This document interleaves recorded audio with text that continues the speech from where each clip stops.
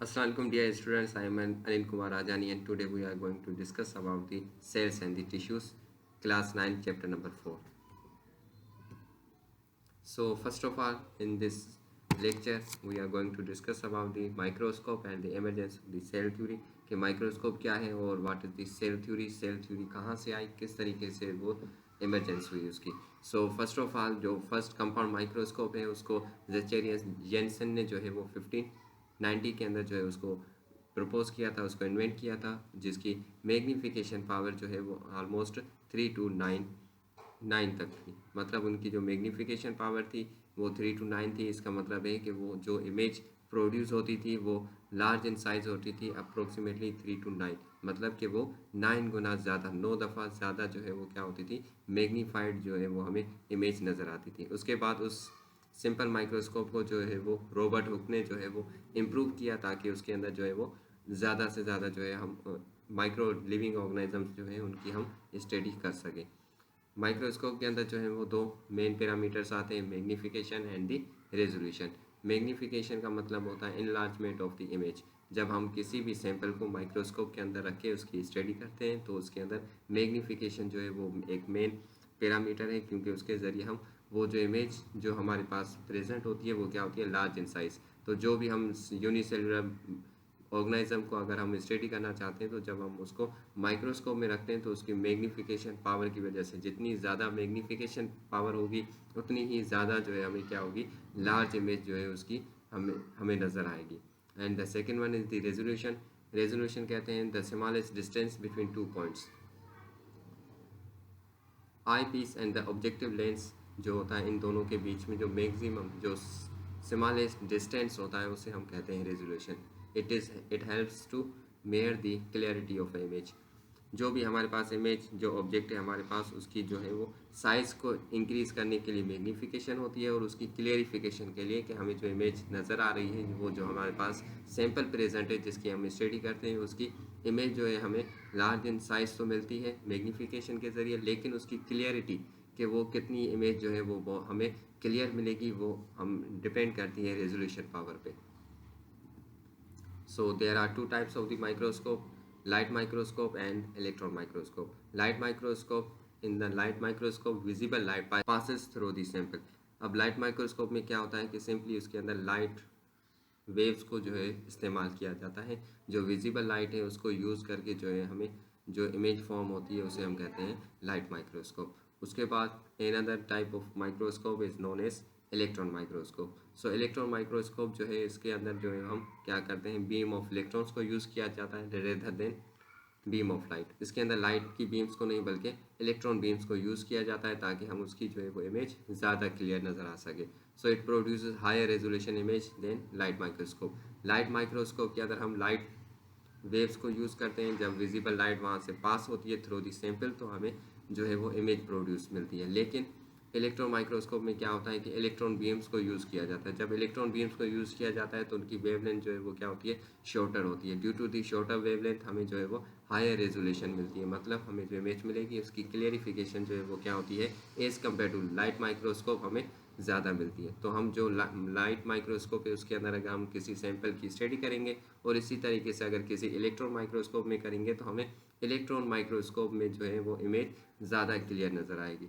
सो इनकी जो resolution power होती है इलेक्ट्रॉन माइक्रोस्कोप की वो स्मॉलेस्ट अगर हम देखें कम से कम जो रेजोल्यूशन पावर है वो होती है 0.2 नैनोमीटर, और उनकी जो मैग्नीफिकेशन होती है ज़्यादा से ज़्यादा वो होती है 2,50,000।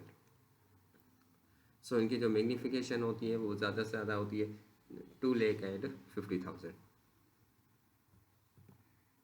सो उसके बाद अगर हम history of development of cell theory की बात करें कि सेल थ्योरी जो है वो किस तरीके से डेवलप हुई, उसकी हिस्ट्री कहाँ से शुरू होती है। So it history start from the 1665 के अंदर जो है वो सबसे पहले रॉबर्ट हुक ने जो है वो सेल को ऑब्जर्व किया था। उन्होंने जो है माइक्रोस्कोप के ज़रिए जो है उन्होंने सबसे पहले जो है वो सेल को स्टडी किया था। तो ये इन्होंने क्या किया था सबसे पहले कि एक हनी कॉम लाइक स्ट्रक्चर को जो है उन्होंने कॉर्क के अंदर देखा था। जब उन्होंने एक सैंपल के कॉर्क के सैंपल को माइक्रोस्कोप के अंदर रख के उसकी स्टडी की तो उनके अंदर जो है उन्हें कुछ डेड टिश्यूज़ जो है वो नज़र आए। अब वहाँ पे जो उन्हें टिश्यूज नज़र आए, उनका structure just like a Honey com. अगर आप हनी कॉम कभी आपने देखा हो, जो शहद जिसमें प्रोड्यूस होती है, तो उसका जिस तरीके से स्ट्रक्चर होता है उस तरीके के उनको स्ट्रक्चर्स उसके अंदर नज़र आए।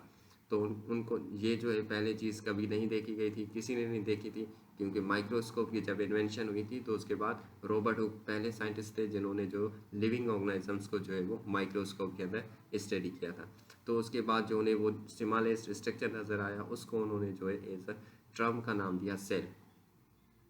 उसके बाद 1617 के अंदर एनदर साइंटिस्ट एंटोनी वान लीवेनहुक थे, जिन्होंने जो है वो लिविंग सेल को जो है सबसे पहले देखा, क्योंकि वो जो उन्होंने रॉबर्ट हुक ने जो देखा था वो डेड टिश्यूज़ थे। डेड टिश्यूज़ के अंदर जो सेल्स होंगे लाजमी है वो भी क्या होंगे, डेड होंगे। तो लाइव टिश्यू जो लिविंग सेल्स थे उनको सबसे पहले 1617 के अंदर एंटोनी वान लीवेनहुक ने देखा था। उन्होंने जब पॉन्ड वाटर को जो है वो उसके सैंपल को माइक्रोस्कोप के अंदर स्टडी किया।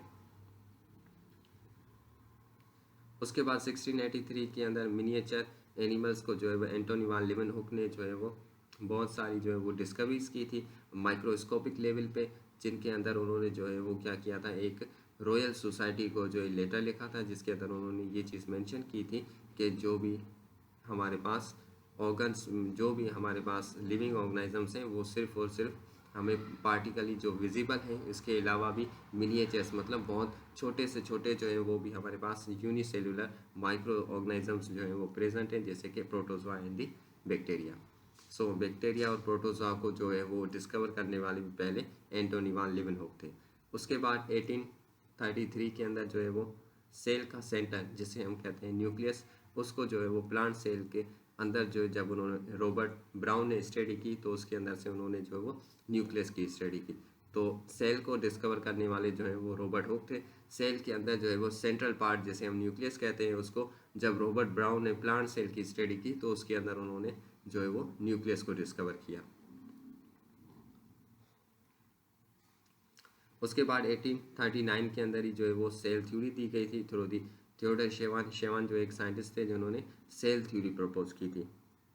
तो उस थ्योरी के अंदर उन्होंने थियोडर शेवान ने यही चीज़ बताई थी कि सिर्फ प्लांट सेल नहीं बल्कि एनिमल के जो टिश्यूज़ हैं वो भी क्या बने हुए हैं, किसी न किसी सेल्स के बने हुए हैं। तो मतलब जो भी प्लांट्स या एनिमल्स हैं वो बेसिक यूनिट उनके अंदर जो है वो एज अ सेल प्रेजेंट है। सेल जो है वो मिलकर जो है वो टिश्यूज़ बनाते हैं और इस तरीके से एनिमल्स और प्लांट्स बने हुए हैं। सो उसके बाद 1839 के अंदर जो है वो ये जो उनके बीच में डिबेट्स चल रही थी प्लांट्स और एनिमल्स पे, तो उन्होंने यही कहा था कि प्लांट्स और एनिमल्स जो हैं वो क्या हैं, बहुत डिफरेंट है एक दूसरे से। प्लांट्स में और एनिमल्स के जो स्ट्रक्चर्स हैं वो बहुत ज़्यादा डिफरेंट है। तो इसलिए उन्होंने जो है वो सेल थ्योरी के अंदर कुछ और एडिशंस की, जिसके अंदर उन्होंने कहा था cells are organisms and all organisms consist of one or more cells. जितने भी सेल्स हैं वो क्या है, एक किसी किस्म के ऑर्गेनिजम्स हैं, और जितने भी ऑर्गेनिजम्स हैं वो सब जो है वो किसी ना किसी एक या एक से ज़्यादा सेल्स के बने हुए हैं। सेकेंड उन्होंने पॉइंट दी थी कि the cell is the basic structure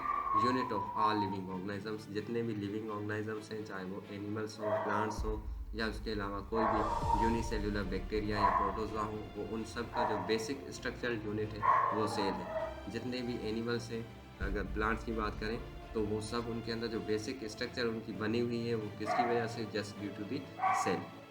उसके उसके बाद 1840 के अंदर अल्ब्रेcht वॉन रेलेटेक ने जो है वो क्या किया था, उन्होंने ये चीज़ डिस्कवर की थी कि जो भी लिविंग ऑर्गेनिजम्स हैं उनके अंदर जो स्पेशल सेल्स होते हैं, स्पर्म्स एंड दी एग्स, वो भी क्या है एज अ सेल कंसिडर कर सकते हैं, क्योंकि लाइफ जो एग्जिस्ट करती है एक एनिमल से दूसरे एनिमल्स बनते हैं तो उसके अंदर कुछ स्पेशल टाइप्स के स्ट्रक्चर्स होते हैं, वो भी स्पर्म्स और एग का जिन्हें हम नाम देते हैं, तो वो भी क्या है, सेल हैं, जिनके ज़रिए से लाइफ जो है वो कम होती है, जिनकी वजह से लाइफ जो है वो एग्जिस्ट करती है जनरेशन टू जनरेशन।